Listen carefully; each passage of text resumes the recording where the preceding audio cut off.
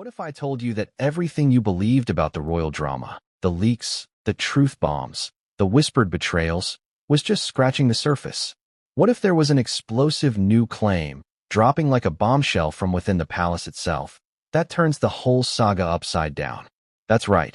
According to the bombshell now reverberating through royal watch circles, Prince Edward, Duke of Edinburgh, has reportedly made a jaw-dropping allegation that Meghan, Duchess of Sussex, was involved in a hidden operation to spy on royal correspondence, private letters, internal communications, confidential messages, something so serious that Edward warned, "You'll go to jail."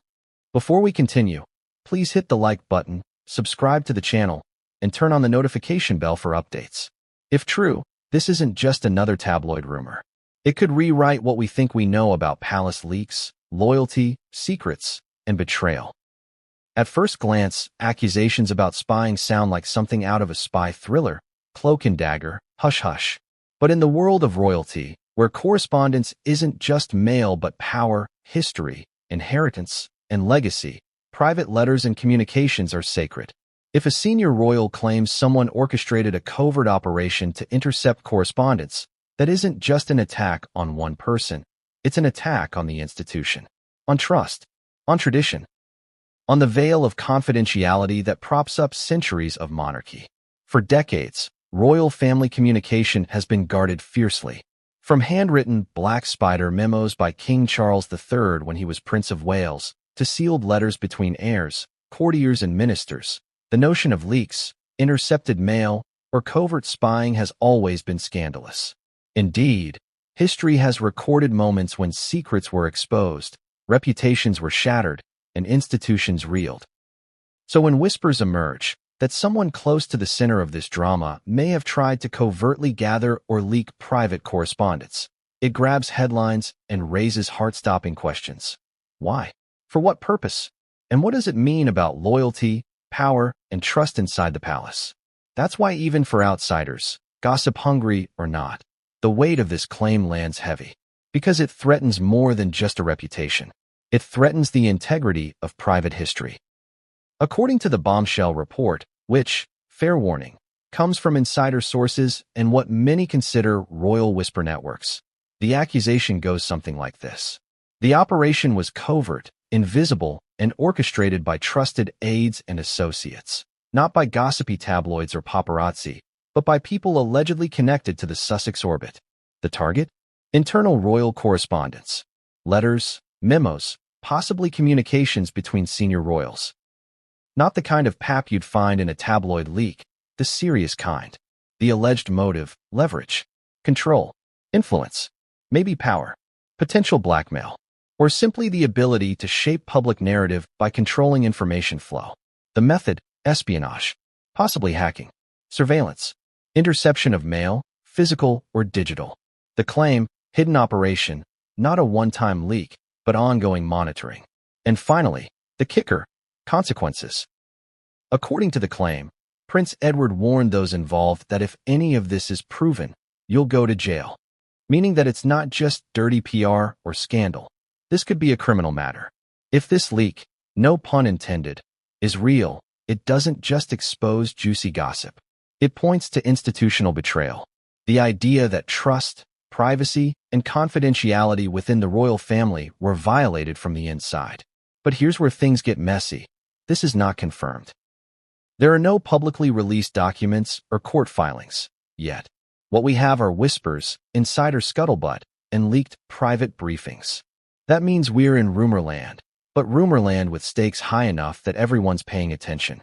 Is it real? Is it true? Or is this just the next chapter in the never-ending saga of royal drama? A long history of royal surveillance. Real spying isn't new. Before you dismiss this as just another wild claim, consider this. The idea of spying, interception, and surveillance within the royal orbit isn't new. It has precedent. Back in the early 1990s, and even earlier, there were documented cases of royal spying. According to a book by a veteran journalist, intelligence agencies, freelance spies, and insiders once intercepted conversations and communications among royals. Private phone calls, letters, everything. For decades, certain parts of the family's private discourse were reportedly watched, recorded, and sometimes leaked to the press. In that context, the alleged operation isn't some bizarre plot twist. It's a darker echo of known history. If intelligence agencies could do it decades ago, maybe these new allegations represent a modern version of the same, perhaps with different players, but similar methods. So when someone like Prince Edward waves the red flag, it stirs real alarm.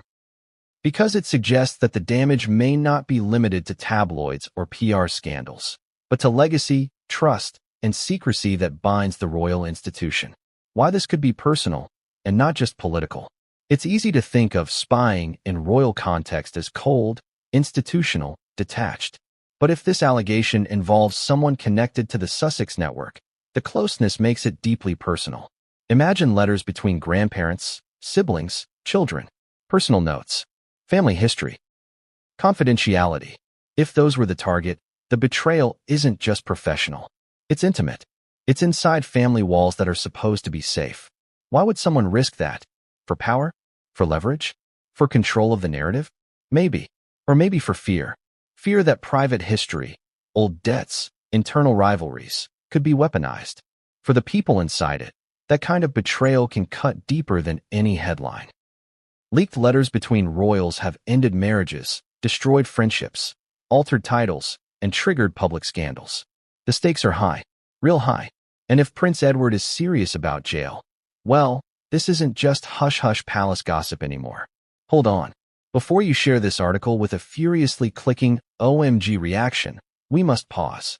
Because none of this is confirmed. At this stage, the bombshell rests on insider claims, unnamed sources, and rumors. No documents. No court filings. No verifiable leaks. In the past, royal whisper networks have produced wild stories, affairs, secret babies, palace feuds. Some turned out to have truths. Others fizzled into nothing. So we must ask, could this be another sensational rumor? Instigated for drama?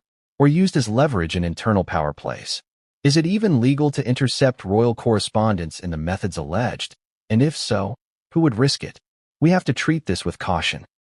Because the consequences are real, not just for reputations, but for history, truth, and possibly criminal liability. Until credible evidence surfaces, this remains in rumor territory. But rumor territory with smoke, mirrors, and maybe fire. What this means for Meghan, Edward, and the monarchy. If this allegation holds weight, it creates massive ripple effects. For Meghan, it reframes many of the leaked stories tied to her. It raises questions about what was genuine disclosure and what might have been internally orchestrated leaks from intercepted correspondence. It muddies the waters for everything from palace staff scandals to personal letters. For Prince Edward, the accusation puts him in a spotlight rarely reserved for younger royals. It positions him not just as observer, but as alleged protector of royal integrity. If the claim is true, he becomes a whistleblower, or at least the herald of one. For the monarchy, this could be a constitutional and reputational crisis. Trust and confidentiality could erode. Internal communications could be reopened to scrutiny. The concept of private palace correspondence could be redefined, not just as personal letters, but as liabilities. For the public, the scandal might compel increased demand for transparency or foster conspiracy theories. There could be legal actions. There could be leaks. There could be gag orders. There could be courtroom battles.